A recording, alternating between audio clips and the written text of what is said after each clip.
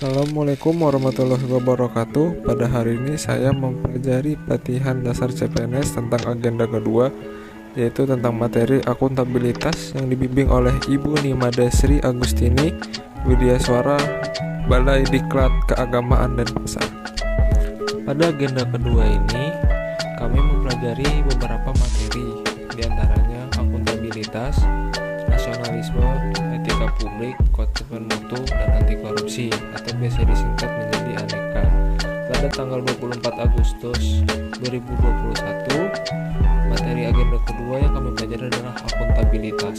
Akuntabilitas secara garis besar merupakan kewajiban pertanggungjawaban yang harus dicapai. Akuntabilitas merujuk pada kewajiban setiap individu, kelompok, atau institusi untuk memenuhi tanggung jawab yang menjadi amanahnya. Amanah seorang PNS adalah menjamin terwujudnya nilai-nilai publik. Nilai-nilai publik diantaranya mampu mengambil pilihan yang tepat dan benar ketika terjadi kepentingan antara kepentingan publik dengan kepentingan sektor, kelompok, dan pribadi. Yang kedua, memiliki pemahaman dan kesadaran untuk menghindari dan mencegah keterlibatan PNS dalam politik praktis. Yang ketiga, memperlakukan warga secara sama dan adil dalam menyelenggarakan pemerintah dan pelayanan publik. Yang keempat, menunjukkan sikap dan perilaku yang konsisten dan dapat diandalkan sebagai penyelenggara pemerintah. Aspek-aspek akuntabilitas. Yang pertama, sebuah hubungan. Yang dimaksud dalam sebuah hubungan di sini adalah hubungan dua pihak antara individu, kelompok, maupun institusi dengan negara dan masyarakat. Yang kedua, berorientasi pada hasil yang diharapkan, aparat pemerintah yang bertanggung jawab, adil, inovatif, dan hasil yang maksimal. Yang ketiga, membutuhkan adanya laporan. Laporan kinerja adalah perwujudan dari akuntabilitas. Dalam dunia birokrasi, untuk akuntabilitas, setiap individu berwujud suatu laporan yang didasarkan pada kontrak kerja. Sedangkan untuk institusi adalah LAKIP, yaitu singkatan dari laporan akuntabilitas kinerja instansi pemerintah. Yang keempat, akuntabilitas memerlukan konsekuensi, yaitu di mana jika pegawai ASN melakukan pelanggaran terhadap akuntabilitas, dia akan diberikan sanksi atau hukuman, sedangkan bagi mereka yang melaksanakannya akan diberikan penghargaan. Yang kelima, yaitu adalah akuntabilitas dapat memperbaiki kinerja.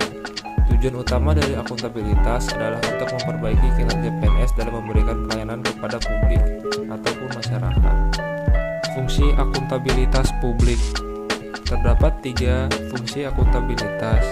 Di antaranya, yang pertama, peran demokratis. Peran demokratis itu adalah untuk menyediakan kontrol demokratif. Yang kedua, peran konstitusional. Peran konstitusional adalah untuk mencegah korupsi dan penyalahgunaan kekuasaan. Yang ketiga, peran pelajar. Peran pelajar di sini adalah untuk meningkatkan efisiensi dan efektivitas akuntabilitas. Akuntabilitas publik terdiri atas 2 macam, yaitu akuntabilitas vertikal dan akuntabilitas horizontal.